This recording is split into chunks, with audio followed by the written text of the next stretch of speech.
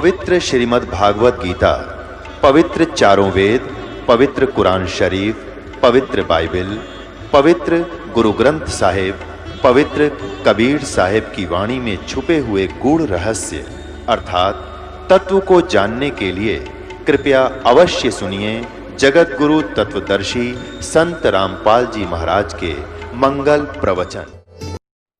बोलो सतगुरुदेव की जय। बंदी छोड़ कबीर साहेब की जय। बंदी छोड़ गरीबदास जी महाराज की जय। स्वामी रामदेवानंद जी गुरु महाराज की जय। सर्व संतों की जय, सर्व भक्तों की जय, धर्मी पुरुषों की जय। श्री काशी धाम की जय, श्री छुडानी धाम की जय, श्री करोथा धाम की जय, श्री बरवाला धाम की जय। सत साहिब गरीब नमो नमो सतपुरुष को नमस्कार गुरु की नहीं। सुर नर मुनि जन साधुआ संतों सर्वसदी नहीं। सतगुरु साहिब संत सब है दंडोतम प्रणाम। आगे पीछे मध्य हुए तिनको जा कुर्बान। नर आकार निर्विषम काल जाल बंधनाम। निर्लेपम निज नीर गुणाम अकल अनुबेशोन धुनाम। सोहम सुरति समाप्तम सकल समाना नीरतल। उज्ज्वल हिरंबर हरदमम बेपरवा अथा है वार पार नहीं मध्य तुम। गरीब जो सुमर सिद्ध होई गणनायक गलताना। करो अनुग्रह सोई पारस पद परवाना। आदि गणेश मनाऊं गणनायक देवन देवा। चरण कमल डोलाऊं आद्यंत करु सेवा। परम शक्ति संगीतम हृदय सिद्धि दाता सोई। अवगत गुण अतीतम सत्य पुरुष निर्मोही। जगदम्बा जगदीशम मंगल रूप मुरारी। तन मन अर्पो शीसम भक्ति मुक्ति भंडारी। सुर नर मुनि जन ध्यावै ब्रह्मा विष्णु महेशा। शेष शेष मुख गावै पूजय आद्य गणेशा। इंद्र कुबेर सरीखा वरुण धर्म राय ध्यावै। समर्थ जीवन जी का मन इच्छा फल पावै। 33 कोटि अदारा ध्यावै शेष 88। उतरे भव जल पारा कट है यम की फांसी। 33 कोटि अदारा ध्यावै शेष 88। उतरे भव जल पारा कट है यम की फांसी। सत साहिब कर जोरूं विनती करूं। धरूं चरण पर शीस।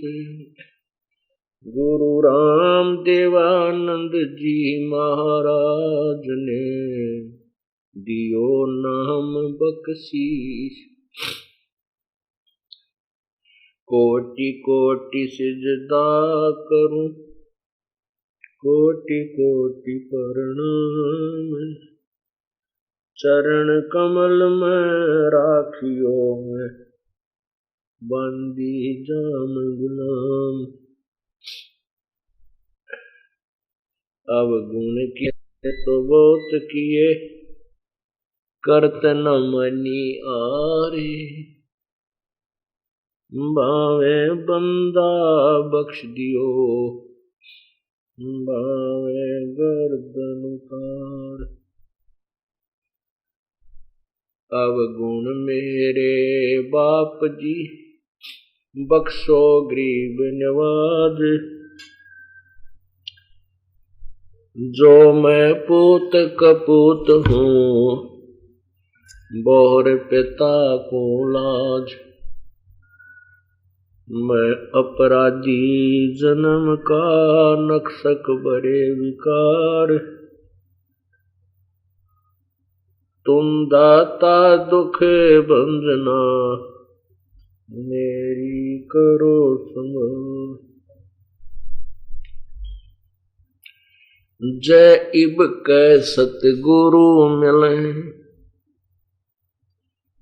सब दुख आखूं रो, चरणों ऊपर शीस रखूं, कहूं जो कहनी हो।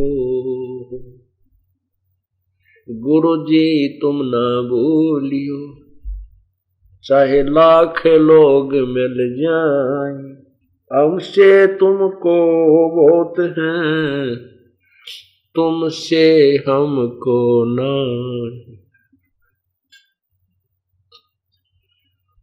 तुमरे विसारे क्या बन, मैं किसकी शरण में जाऊं। शिव विरंच मुनि नारदा,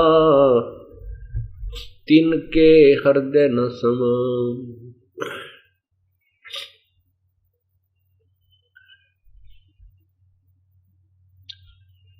बंदे तू कर बंदगी,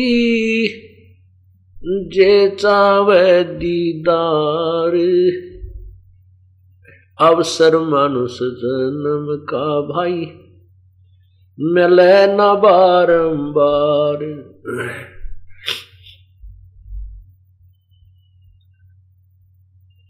मानुष जन्म पाके नहीं रट हरि नाम, जैसे कुआ जल बिना फिरे, बनवाया किस काम।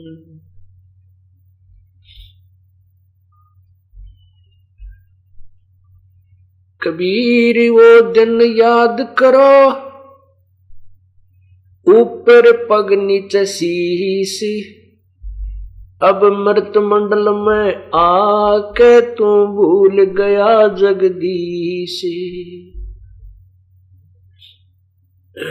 तू ही तुतकार थी, और जपता अजपा जापे, बाहर आके भरम गया, तूने बहुत किए अब पाप। परमपिता परमात्मा, सारी सृष्टि के रचनहार कुल मालिक कबीर देव, कबीर प्रभु, कबीर परमेश्वर,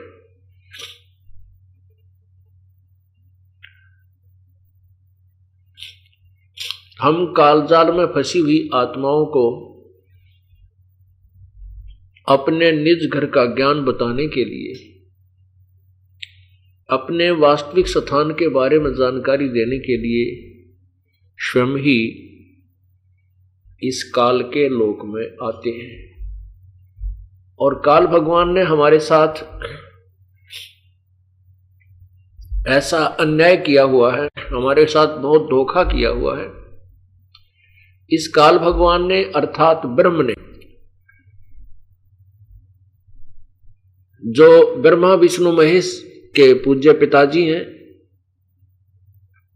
इस काल भगवान ने, इस काल रूपी ब्रह्म ने, सदा शिव ने हमारे साथ ऐसा धोखा किया हुआ है कि पूर्ण परमात्मा की जानकारी हमें नहीं दी। केवल अपने तक, ब्रह्म तक की साधना का ज्ञान वेदों और गीता जी में वर्णित है। इसलिए हम अपने परमात्मा को प्राप्त नहीं कर सके, पूर्ण ब्रह्म को प्राप्त नहीं कर सके। और जो ऋषि महर्षि देवगण जिन्होंने वेदों को पढ़ा, वेद ज्ञान को समझा, और उसमें उन्होंने देखा कि वेदों में वर्णन है कि केवल एक पूर्ण परमात्मा की साधना से पूर्ण मोक्ष होता है, जीव का जन्म मृत्यु सदा के लिए समाप्त हो जाता है, उसी की पूजा करनी चाहिए। ये तो वेदों में लिखा है, लेकिन वेदों में जो अधूरापन है वो क्या है कि पूर्ण परमात्मा की यथार्थ जानकारी, यथार्थ ज्ञान और यथार्थ भक्ति विधि के विषय में लिखा है कि किसी तत्वदर्शी संतों से पूछो, अर्थात वेदों में वो वर्णन नहीं है। ऐसे ही पवित्र गीता जी में गीता ज्ञान दाता जो काल रूपी ब्रह्म है, ब्रह्मा विष्णु महेश के जो पिताजी हैं, जो श्री कृष्ण में प्रवेश करके प्रेत की तरह गीता जी का ज्ञान बोल रहे थे, उन्होंने भी गीता में केवल अपने लेवल की साधना तो स्पष्ट बताई है, अपने स्वतर्का की साधना, और फिर उस पूर्ण परमात्मा के विषय में कहा कि पूर्ण मोक्ष और वास्तविक शांति और सदा रहने वाले स्थान सतलोक को प्राप्त करने के लिए तो उस परमेश्वर की शरण में जा। यानी गीता ज्ञान दाता से कोई अन्य प्रभु है। गीता जी अध्याय नंबर 8 के मंत्र नंबर 1 में अर्जुन ने पूछा कि प्रभु आपने जो गीता अध्याय नंबर 7 के श्लोक 29 में कहा है कि उस तत्ब्रह्म को जानकर और पूरे आध्यात्मिक ज्ञान को जानकर वो साधक फिर जन्म मरण से ही छूटने का प्रयत्न करता है, यहाँ की किसी भी वस्तु की इच्छा नहीं करता, तो वो किम तत्ब्रह्म किम अध्यात्म अधिभूत पुरुषोत्तम, कि वो कौन है, वो जो तत्ब्रह्म कौन है। 8वें अध्याय के 3 श्लोक गीता जी में कहा है, उत्तर दिया है कि वो परम अक्षर ब्रह्म है। उसी के विषय में फिर आगे इन दोनों का अपना और उस परमात्मा का ज्ञान देते हुए गीता ज्ञान दाता कह रहा है कि 8वें अध्याय के 5वें श्लोक में कहा है कि ये मेरी भक्ति कर तू मुझे प्राप्त होगा। 8वें अध्याय के 6ठे श्लोक में गीता जी में कहा है कि ये नियम है अर्जुन, अंत समय में जो जिस भी भाव में भावित रहता है, अर्थात जिस आस्था जिस इष्ट में रखता है उसी को अंत समय में स्मरण करता हुआ प्राप्त होता है। 8वें अध्याय के 7वें श्लोक में कहा है कि तू मेरी भक्ति कर, युद्ध भी कर, निश्चिंत मुझे प्राप्त होगा। और अपनी साधना के लिए बताया है 8वें अध्याय के 13वें श्लोक में ओम इति एक अक्षरम मम ब्रह्म माम अनुसमरण यह प्रयाति तजम देहम सयाति परमाम गति। मेरा तो केवल एक ओम मंत्र का नाम जाप है, अंतिम श्वास तक जो उच्चारण करके इसका सिमरण करता है वो मेरे वाली परम गति को प्राप्त होता है। फिर 8वें अध्याय के 8, 9 और 10 3 श्लोकों में स्पष्ट कर दिया कि जो साधक उस दिव्य परम पुरुष अर्थात परम अक्षर ब्रह्म की साधना करता है, अंत समय में उसी की साधना करता हुआ शरीर छोड़कर चला जाता है तो उसी के पास पहुंच जाता है, उसका फिर जन्म मृत्यु कभी नहीं होता। उस परमात्मा की साधना के विषय में लिखा है 4थे अध्याय के 34वें श्लोक में, उस पूर्ण परमात्मा के विषय में जो 18वें अध्याय के 62वें श्लोक में कहा है कि तू सर्वभाव से उस परमात्मा की शरण में जा, उसकी कृपा से ही तू परम शांति और शाश्वत स्थान अर्थात सतलोक को प्राप्त होगा, फिर तेरा कभी जन्म मृत्यु नहीं होगा। अध्याय नंबर 15 के श्लोक 4 में कहा है कि जब तत्वदर्शी संत मिल जाए उसके पश्चात उस परम पद परमेश्वर की, उस पूर्ण परम अक्षर परमात्मा की, उस पूर्ण ब्रह्म के परम पद की खोज करनी चाहिए, जहां जाने के बाद ये साधक फिर लौटकर संसार में नहीं आते, अर्थात उनकी जन्म मृत्यु कभी नहीं होती, और मैं भी उसी की शरण में हूं। 4थे अध्याय के 34वें श्लोक में कहा कि उस तत्व ज्ञान को जो 4थे अध्याय के 32वें श्लोक में लिखा है कि पूर्ण परमात्मा ने अपने मुख्य ज्ञान में अपने ही मुखारविंद से नाना प्रकार के विस्तृत ज्ञान दिया है परमात्मा के पाने का। उसके विषय में 4थे अध्याय के 34वें श्लोक में कहा है कि उस तत्व ज्ञान को समझने के लिए तू तत्वदर्शियों के पास, संतों के पास जा, उनको दंडवत प्रणाम कर और कपट छोड़कर उनसे सरलता पूर्वक प्रश्न करने से वो तत्वदर्शी संत तुझे उस तत्व ज्ञान कराएंगे, वो तत्व ज्ञान समझाएंगे, फिर जैसे वो कहें ऐसे कर। तत्वदर्शी संत की पहचान बताई है 15वें अध्याय के प्रथम श्लोक में कि ये ऊपर को लटका, ऊपर को जड़वाला, नीचे को तीनों गुण रूपी रजगुण ब्रह्मा सदगुण विष्णु तम गुण शिव जी रूपी शाखा है वाला एक पीपल का वृक्ष है।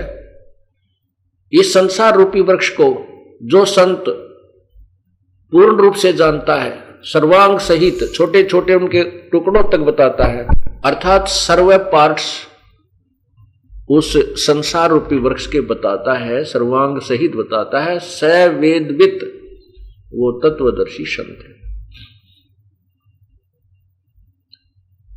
परमात्मा पूर्ण ब्रह्म ने स्वयं ही आकर के अपनी महिमा आप ही बताई थी और ये तत्व ज्ञान स्वयं ही उन्होंने सुनाया था। क्या बताया था? अक्षर पुरुष एक पेड़ है, निरंजन वाकी डार, तीनों देवा शाखा है, ये पात रूप संसार। क्या बताया है परमात्मा ने स्वयं आकर के कि वो संसार रूपी वृक्ष। अब देखिएगा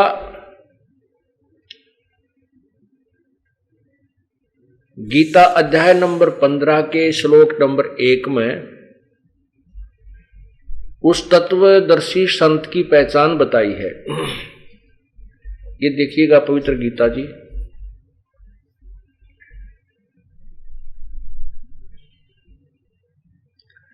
ये गीता प्रेस गोरखपुर से प्रकाशित है और इसके अध्याय नंबर 15, ये देखिएगा अध्याय नंबर 15 और श्लोक नंबर 1 में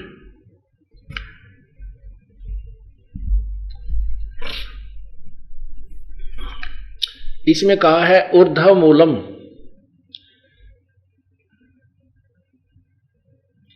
ऊर्ध्व मूलम अध शाखम अश्वत्थम प्राहु अव्यम छंदासी यस्य प्रणानी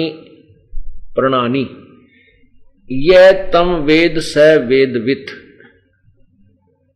ऊर्ध्व मूलम अध शाखम, इसका अर्थ है देखिएगा आदि पुरुष परमेश्वर अर्थात परम अक्षर ब्रह्म पूर्ण ब्रह्म रूपी दिव्य अक्षर दिव्य पुरुष परमेश्वर रूप मूल वाले अर्थात उस उल्टे लटके हुए संसार रूपी वृक्ष की मूल जड़ तो पूर्ण परमात्मा समझो।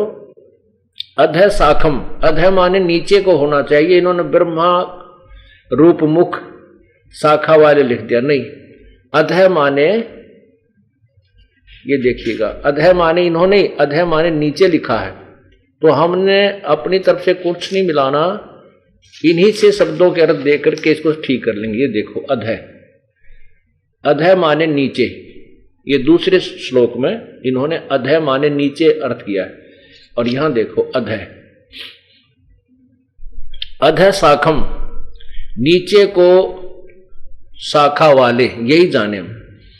और यहां देखो संसार रूपी पीपल के वृक्ष को अविनाशी कहते हैं, वेद जिसके पत्ते कहे गए हैं। छंदासी का अर्थ इन्होंने वेद लिखा, बल्कि छंद का अर्थ होता छोटे छोटे भाग और पत्ते आदि को।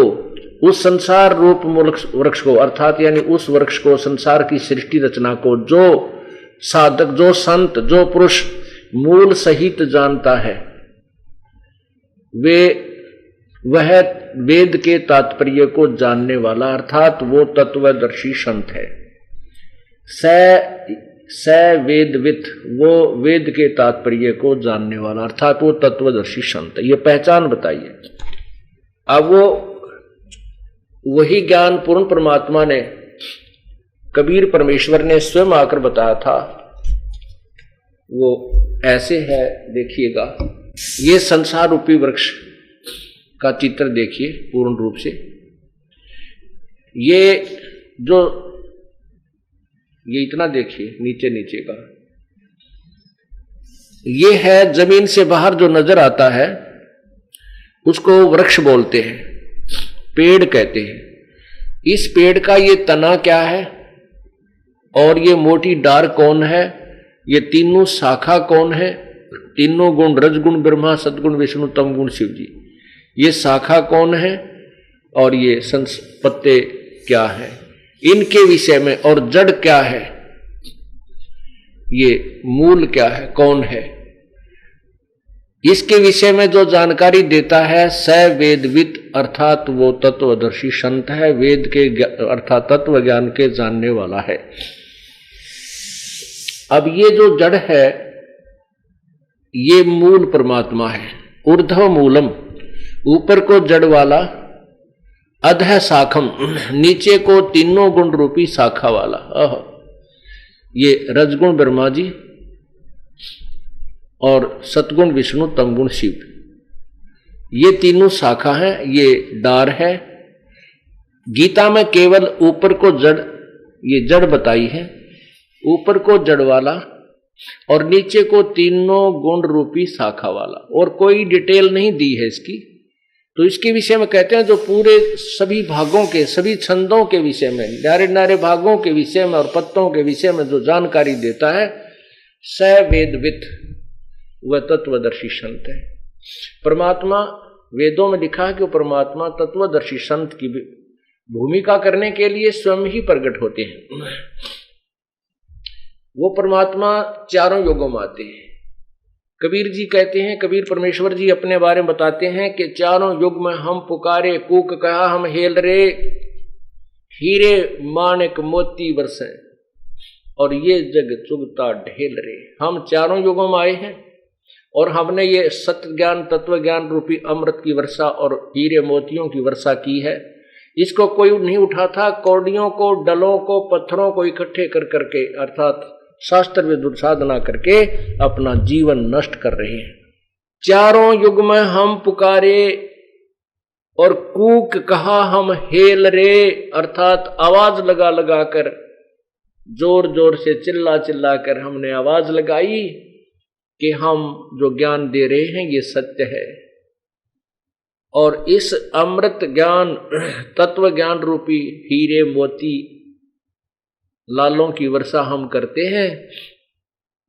हीरे मोती माणिक वर्षे, ये जग चुगता ढेल रे, ढेल माने डले, पत्थर, कौडी।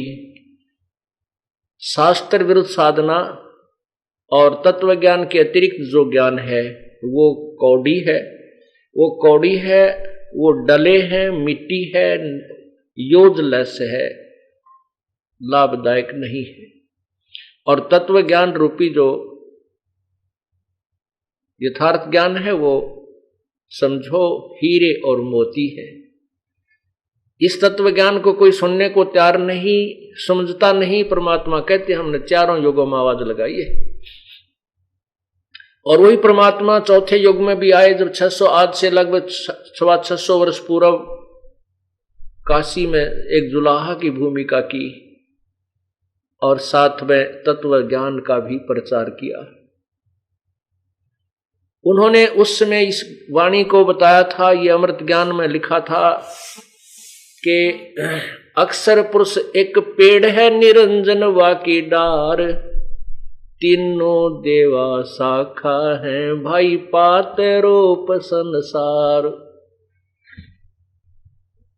अब देखिएगा परमात्मा कबीर जी द्वारा बताया गया ये तत्व ज्ञान, ये हम केवल जो जमीन से बाहर दिखाई देता है उसको पेड़ बोलते हैं।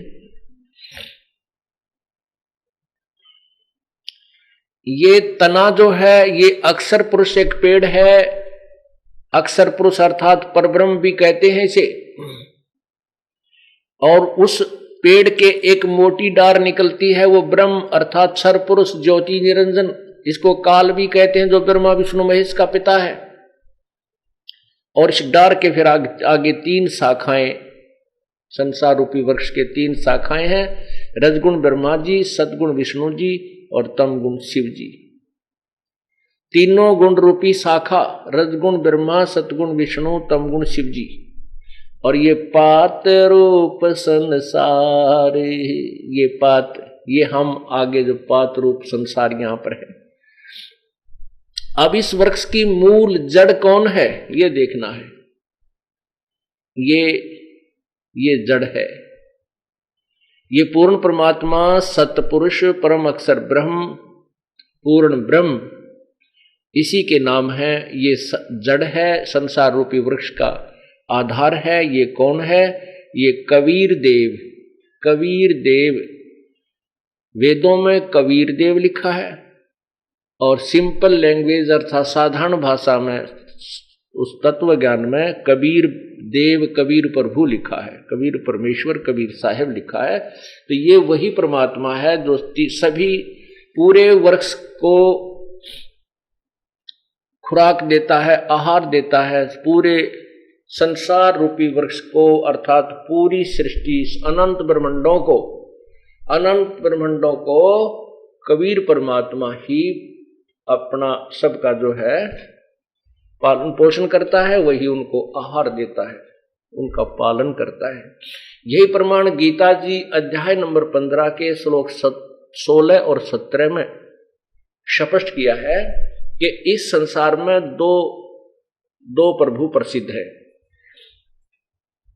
एक ब्रह्म जिसे क्षर पुरुष कहते हैं, एक परब्रह्म, एक अक्षर पुरुष। जैसे अक्षर पुरुष तना है और क्षर पुरुष ये मोटी डार है, ज्योति निरंजन है। और फिर इसके आगे 3 पुत्र हैं, 3 शाखाएं हैं, 3 इसके विस्तार हैं। वो रजगुण ब्रह्मा, सतगुण विष्णु, तमगुण शिव। ये प्रमाण पवित्र गीता जी अध्याय नंबर 15 का श्लोक 16 और 17 स्पष्ट कर रहा है। ये देखिए,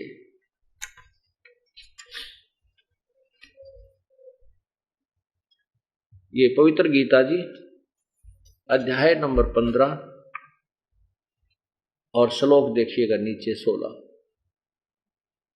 इसकी संस्कृत देखें पहले।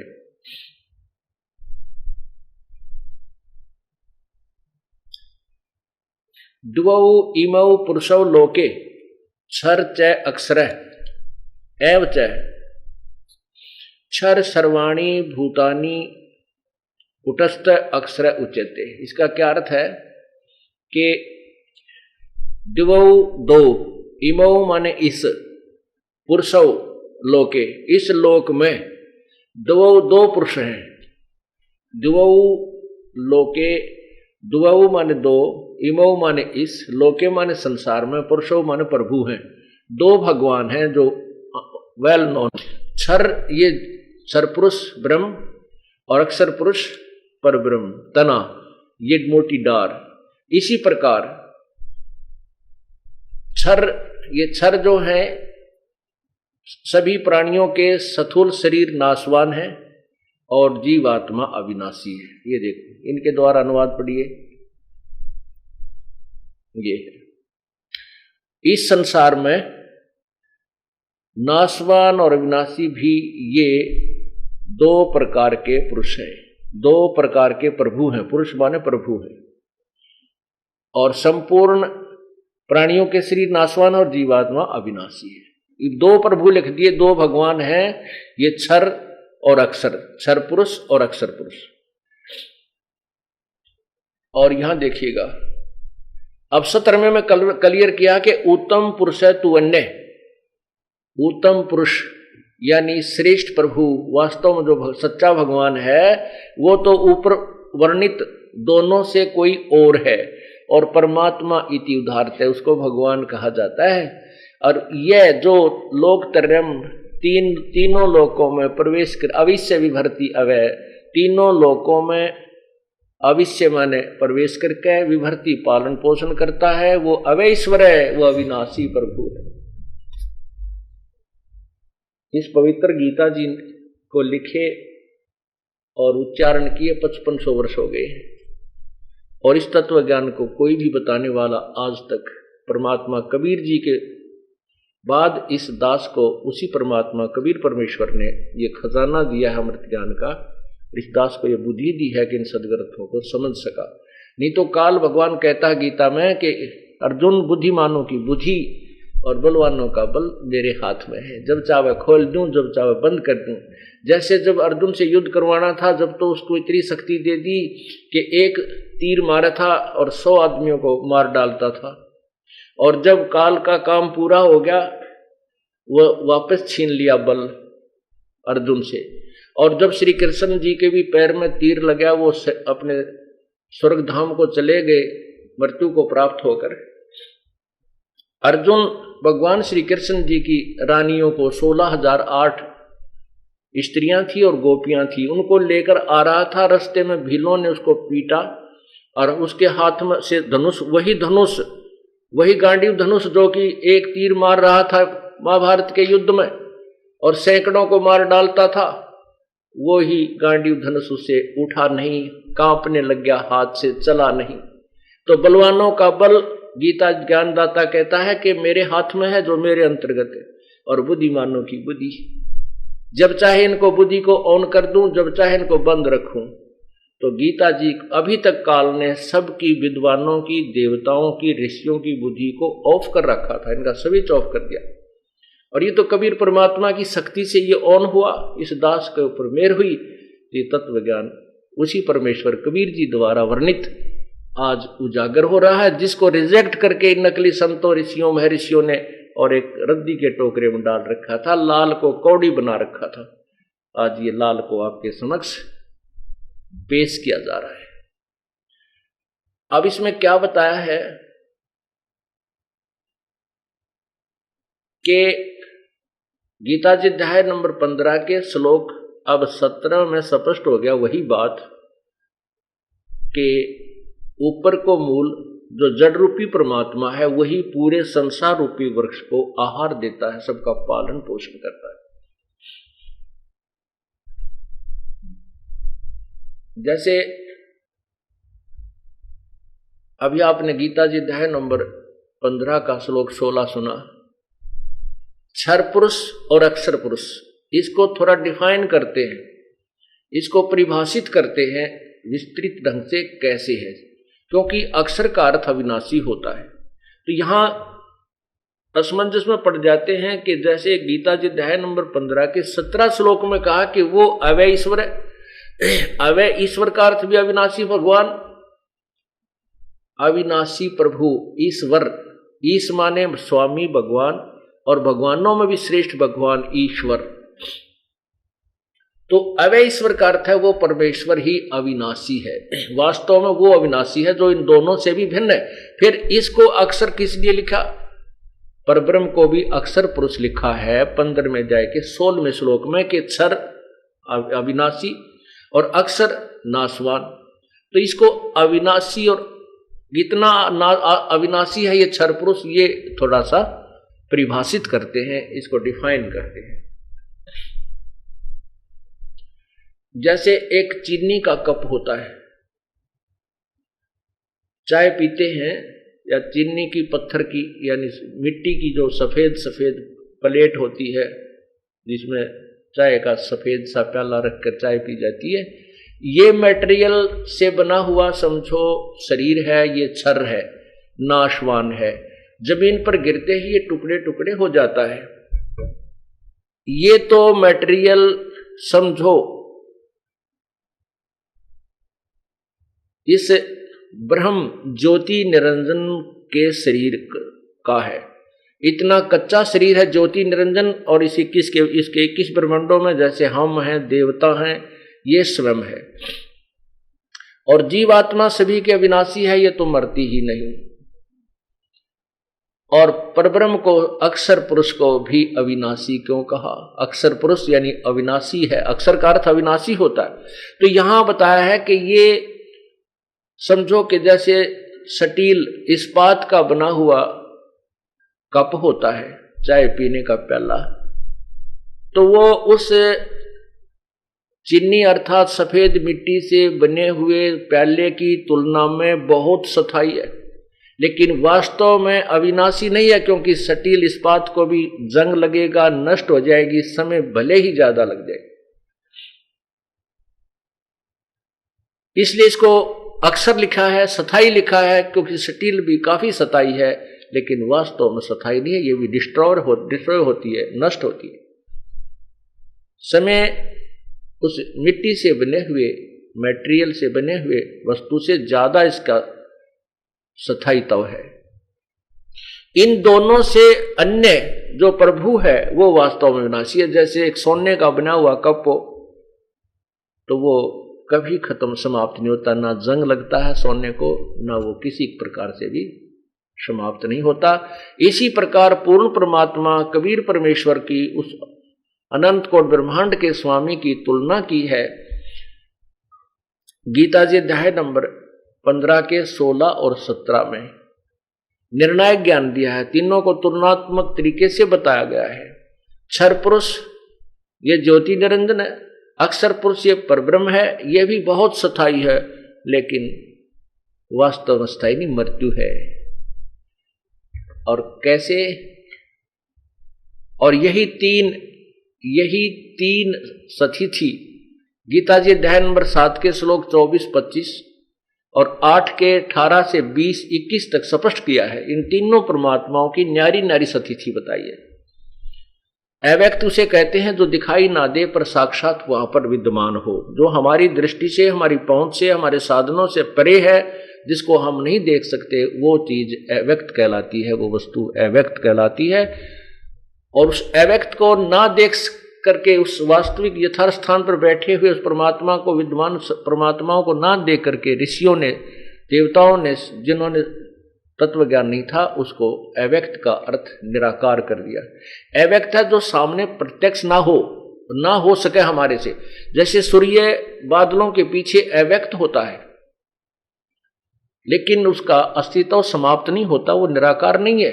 वास्तव बाहर वो बादलों के पार वो एज इट इज है, ज्यों का त्यों है, लेकिन हमें वो दिखाई नहीं दे रहा, उसके बीच में बादल है।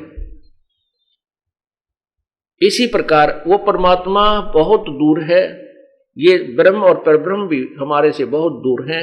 और जिन साधनाओं से हम साधना करते उससे हमारी वो दिव्य दृष्टि नहीं बन सकती, वो दूरबीन नहीं बन सकती जो दूर सत परमात्मा को देख सके। इसलिए अब जो साधन बताए जाते हैं इस दास के द्वारा, उससे ऐसी दिव्य दृष्टि बनेगी, वो परमात्मा आप सभी देख सकोगे और सतलोक में बैठे उस पूर्ण परमात्मा को भी साकार रूप में आप देखोगे, देख सकते हो। वो दिव्य दृष्टि इस साधना से बनेगी जो दास बताएगा। अप्रसंग चल रहा है कि 3 भगवान हैं, एक ब्रह्म, परब्रह्म, पूर्ण ब्रह्म। इन्हीं को क्षर पुरुष, अक्षर पुरुष, परम अक्षर पुरुष अर्थात परम अक्षर ब्रह्म पूर्ण परमात्मा को कहते हैं।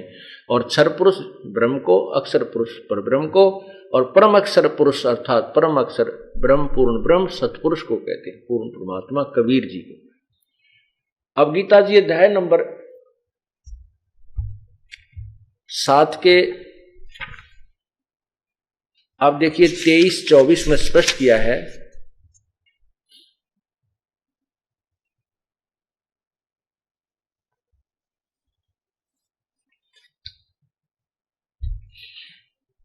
श्रीमद् भगवत गीता, इसके अध्याय नंबर ये 7 है और श्लोक नंबर देखिएगा 23 है। इसमें क्या लिखा है?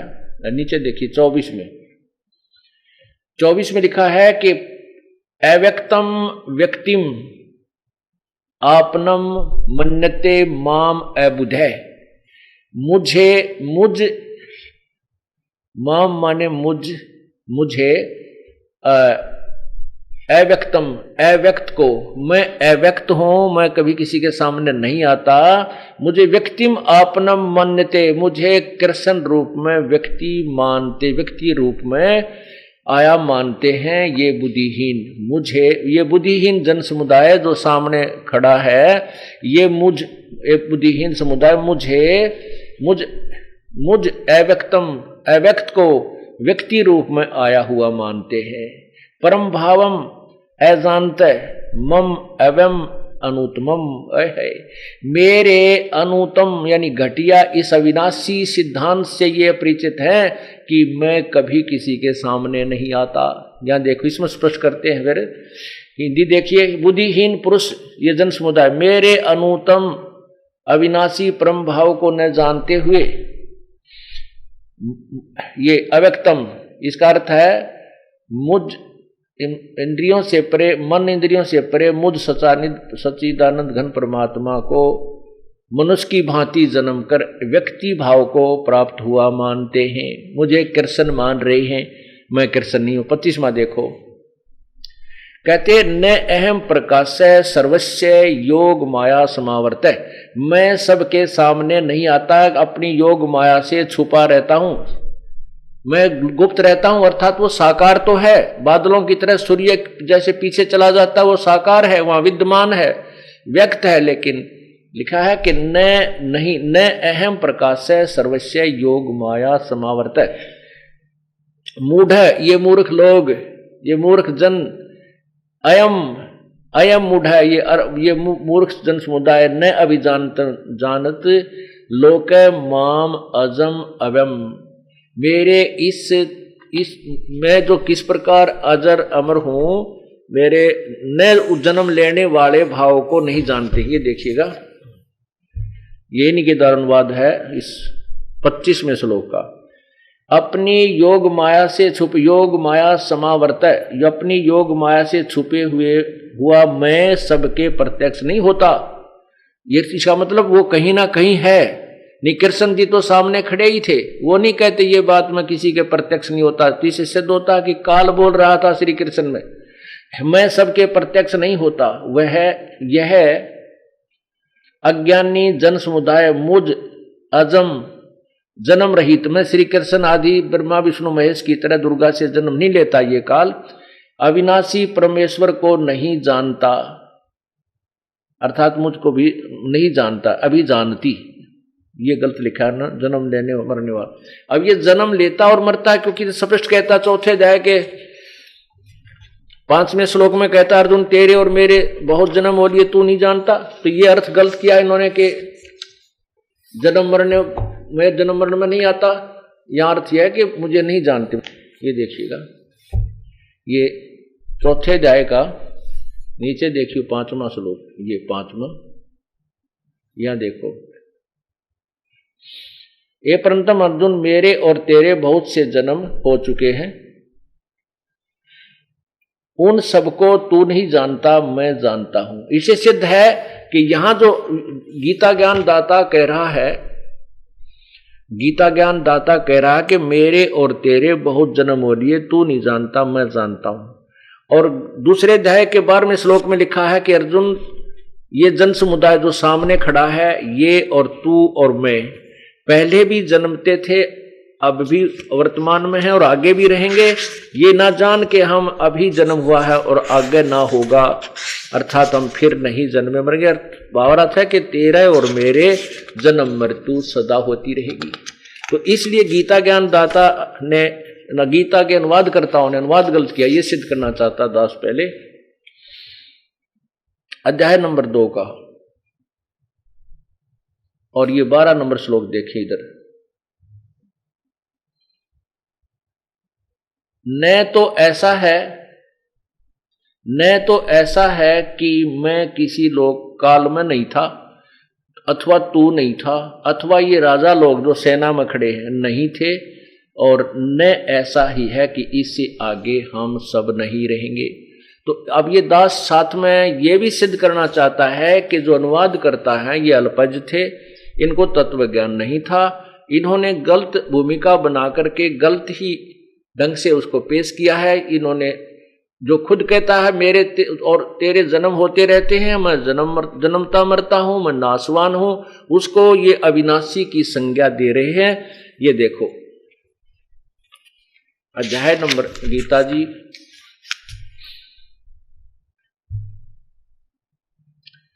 अध्याय नंबर ये 7 का और ये श्लोक देखिए इधर, ये 24 नीचे देखो, 24 और ये 25। इसमें लिखा है कि न अहम प्रकाशः सर्वस्य योगमाया समावर्त है, मूढ़ अयम न अभिजानती लोका माम अजम अवम। इसका वास्तविक अर्थ ये है कि मेरे सिद्धांत को ना जानकर ये मुझे अजम और न मरने वाला मानते हैं, और मैं अपनी योग माया से छुपा रहता हूं, सबके सामने नहीं आता। इससे सिद्ध है कि वो कहीं ना कहीं बैठा है और वो साकार है। अब इसमें इन्होंने जो इसको बताया है कि जन्म रहित, जन्म ने न मरने वाला बताया, ये गलत अनुवाद किया। ये देखिएगा 7वें अध्याय का 25वें श्लोक का अनुवाद अन्य सभी अनुवादकर्ताओं ने ऐसा किया जैसा ये किया हुआ है। गीता प्रेस गोरखपुर से प्रकाशित में, अपनी योग माया से छिपा हुआ मैं सबके प्रत्यक्ष नहीं होता, इसलिए यह अज्ञानी जन समुदाय मुझ अजम लिखा है, अजम जन्म रहित अविनाशी परमेश्वर को न अभी जानते, नहीं जानता, अर्थात मुझको जन्मने मरने वाला समझता। और ये खुद कह रहा है कि मैं तो जन्मता हूं, मरता हूं, आगे भी होगा, तेरे भी जन्म होंगे, मेरे भी होंगे। तो ये यहां फिट नहीं होता कि ये अपने बारे में अजम कहे या अपने आप को न जन्मने वाला कहे। इसका अर्थ ये है कि इसमें स्पष्ट किया चौथे अध्याय के 9वें श्लोक में कि मेरे जन्म और कर्म अलौकिक है। मैं ऐसे जैसे तुम जन्म लेते हो माँ से, माया दुर्गा से, मैं ऐसे जन्म नहीं लेता। इसका जन्म कैसे होता है? ये अपनी सबल शक्ति से अपने नाना शरीर बनाता है और उसी से फिर ये नष्ट होता है। इसका पूर्ण परमात्मा की तरफ से ऐसा नियम बनाया हुआ है। ये भी मरता है, जन्मता है। वो विधि अभी बताएगा दास कैसे जन्मता और मरता है। अब देखिए चौथा अध्याय आपने पढ़ा। चौथे अध्याय में आपने क्या पढ़ा कि उन्होंने गलत किया है कि मैं जन्म मृत्यु नहीं आता। अब चौथे अध्याय के पांचवें श्लोक में ये गीता ज्ञानदाता कहता है कि मेरे और तेरे बहुत जन्म हो लिए, ये देखिएगा। और 9वें में स्पष्ट करता है, चौथे अध्याय के ये 5वां श्लोक है, हे परंतम अर्जुन, मेरे और तेरे बहुत से जन्म हो चुके हैं, उन सबको तू नहीं जानता, मैं जानता हूं। ये देखो नीचे ये 6 नंबर है, इसलिए ये 5 है, वही साइड में था। अच्छा, अब 9वें इसी के 9वें श्लोक में देखिएगा, गीता अध्याय नंबर 4 के श्लोक नंबर 9 में क्या लिखा है कि हे अर्जुन, मेरे जन्म और कर्म, अर्थ इससे सिद्ध है कि जन्म तो है गीता ज्ञानदाता का, मेरे जन्म और कर्म दिव्य अर्थात अलौकिक है, निर्मल और अलौकिक है। इस प्रकार जो मनुष्य तत्व से जानता है वह शरीर को त्याग कर फिर जन्मों को प्राप्त नहीं होता, मुझे ही प्राप्त होता है। अब पहले तो ये स्पष्ट किया कि ये काल जन्मता और मरता है, ये नाशवान है, और क्षर पुरुष भी नाशवान है। ये क्षर पुरुष, अक्षर पुरुष भी नाशवान है, परब्रह्म भी नाशवान है।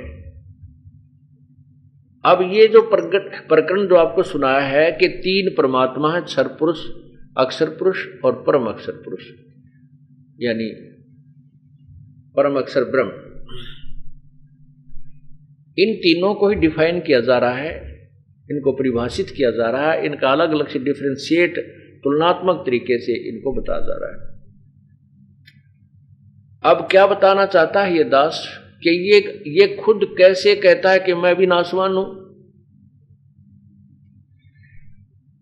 और ब्रह्म के बारे में गीता में भी वर्णन है कि वो भी नाशवान है। वो कैसे?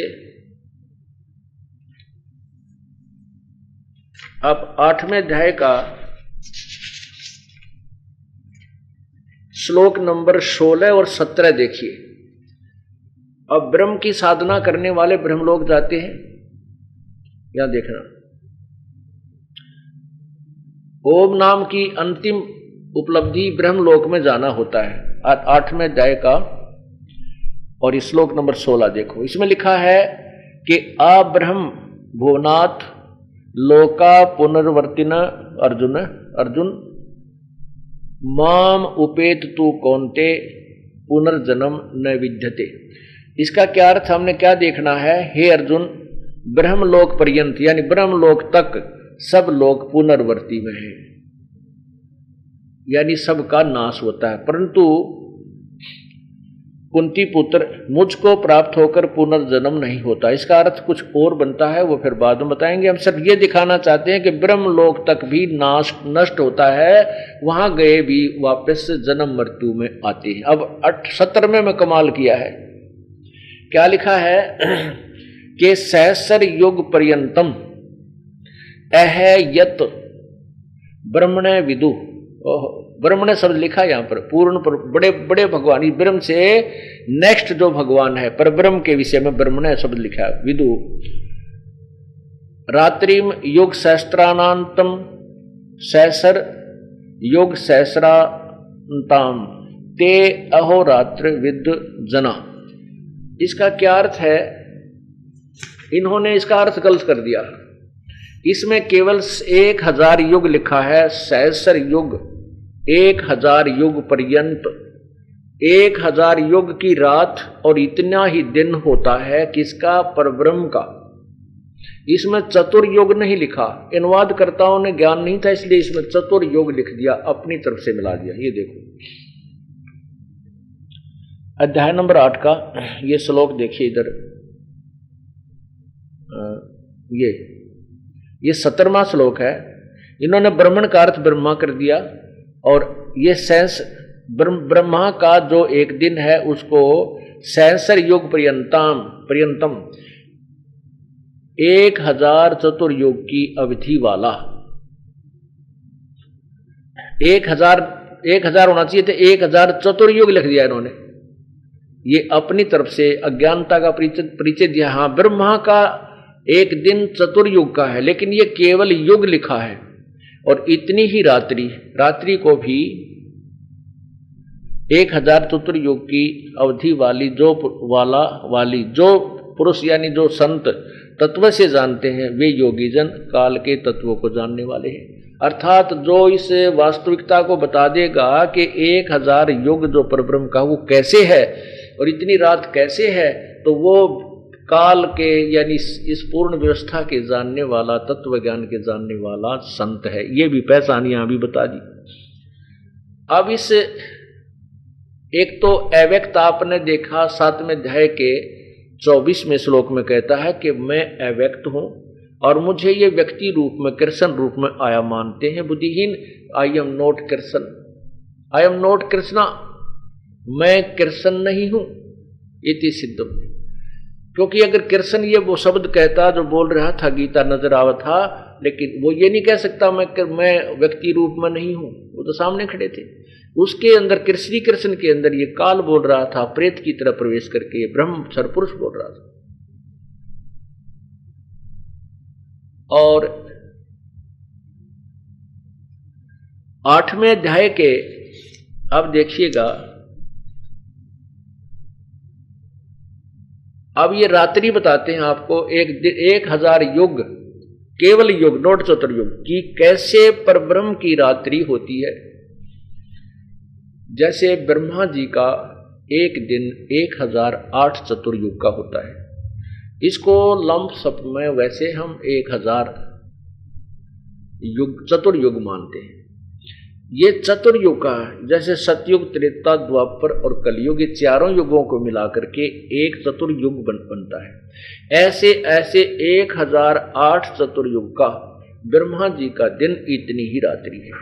और 2 दिन रात 30 दिन रात का एक महीना बनता है, 12 महीने का एक वर्ष बनता है और 12 महीने का एक वर्ष बनता है। 100 वर्ष की आयु ब्रह्मा जी की है और ब्रह्मा जी से 7 गुना ज्यादा शिव जी की है, ना विष्णु जी की, क्षमा करना।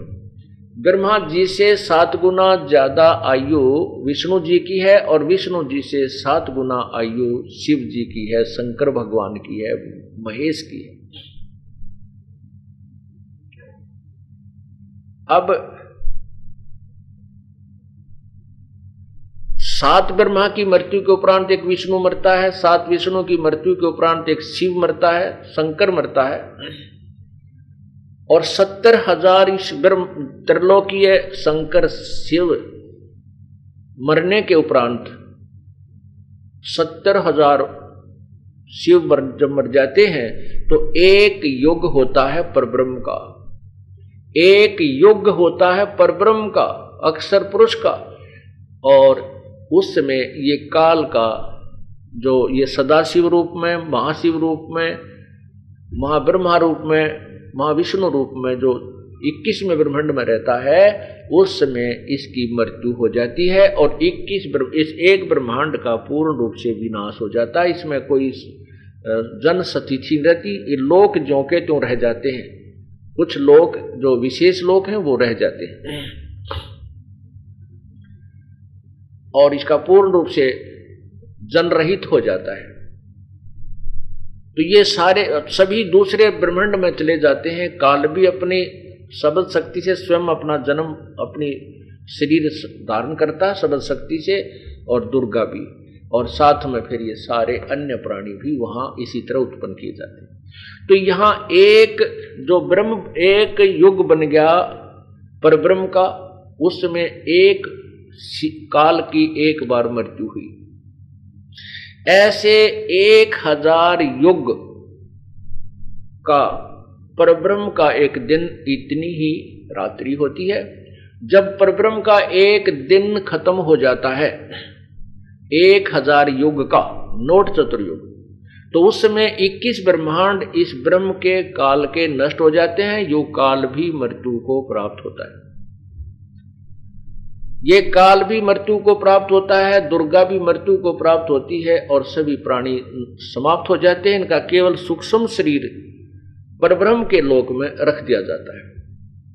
1000 युग की जो रात्रि परब्रह्म की जब समाप्त हो जाएगी, फिर पुनः दिन होगा, तो इस ब्रह्म को और दुर्गा को फिर एज इट इज वापिस यहाँ परमात्मा के पूर्ण परमात्मा के बनाए विधान अनुसार ये दोबारा फिर अपने 21 ब्रह्मांडों में आएंगे, और सभी प्राणी दुर्गा अंदर समावेश होंगे, और फिर अपने अपने कर्म अनुसार ये जन्म फिर प्रारंभ हो जाएगा।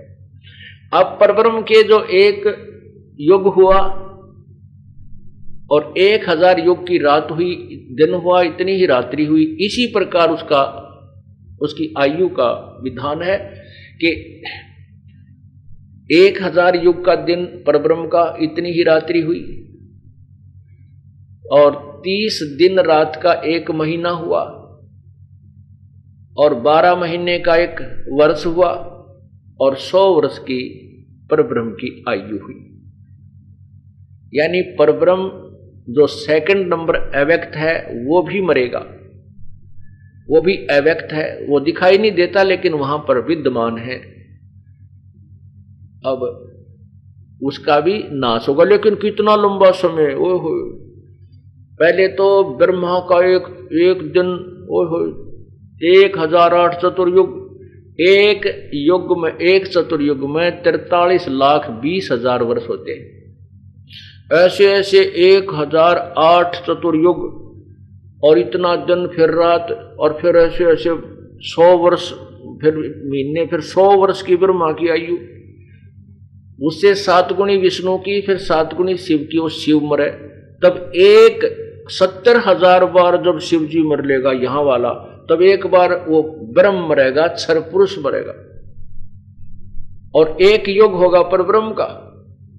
और 1000 युग की परब्रह्म का दिन, 1000 युग की रात, और फिर इसी प्रकार 30 दिन रात का महीना, 12 महीने का वर्ष, 100 वर्ष की आयु परब्रह्म की, फिर उसकी मृत्यु। अब इसलिए उसको अब अक्षर पुरुष कहा कि बहुत लंबे समय में नाश होगा उसका, पर अंत जरूर है। फिर उससे जो अलग अव्यक्त है वो, और इस अव्यक्त से जिसमें परब्रह्म की एक दिन में जो 21 ब्रह्मांड काल के ब्रह्म के समाप्त हो जाएंगे, उस और उतने ही रात्रि के बाद फिर वापस आएंगे, उस अव्यक्त में ये रख दिए जाते हैं, समा जाते हैं सभी प्राणी 21 ब्रह्मांड के। और जब दिन होता है तो फिर वापस उसी अव्यक्त यानी क्षर पुरुष अव्यक्त, अक्षर पुरुष अव्यक्त से, परब्रह्म अव्यक्त से ये वापस फिर जन्म वापस आ जाते हैं 21 ब्रह्मांड। लेकिन फिर लिखा कि उस अव्यक्त से भी परे जो अविनाशी अव्यक्त है वो पूर्ण परमात्मा है, वो सभी प्राणियों के नष्ट होने पर भी कभी नष्ट नहीं होता। 3 से दोगे। गीता जी अध्याय नंबर 15 के श्लोक 16 और 17 में 3 भगवान सिद्ध हुए, क्षर पुरुष, अक्षर पुरुष, और उनसे न्यारा जो उत्तम पुरुष, उत्तम पुरुषत्व ने। अब ये गीता जी अध्याय नंबर 7 के श्लोक 24 और 25 में, और गीता जी के अध्याय नंबर 8 के श्लोक 18 से 22 तक है स्पष्ट किया। कोई और तीनों के विषय में जानकारी भिन्न भिन्न दी गई है।